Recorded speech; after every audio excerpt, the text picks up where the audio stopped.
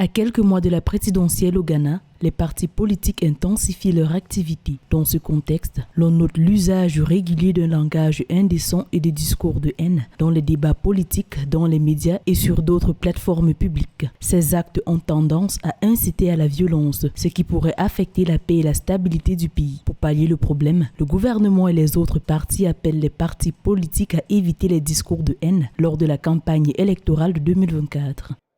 Not resort to insults. Insults do not help anyone.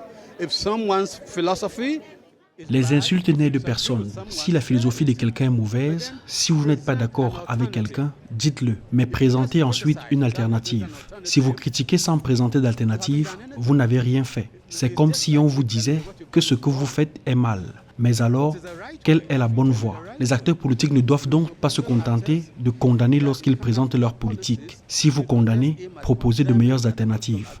C'est ainsi que l'on fait de la politique.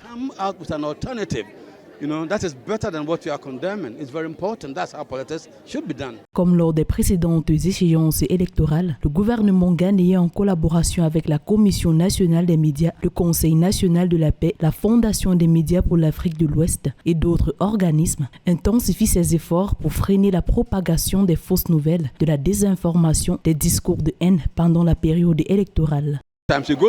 La communication sur les discours de haine, c'est comme aller dans un foyer et parler un mauvais anglais avec un enfant. L'enfant le recevra et communiquera de la même manière avec vous, ce qui affecte les enfants. Le Ghana est une lueur d'espoir en Afrique pour ses lauriers démocratiques depuis qu'il a entamé des élections démocratiques multiparties en 1992. Toutefois, le pays demeure confronté à des violences à l'usage des discours de haine en période électorale.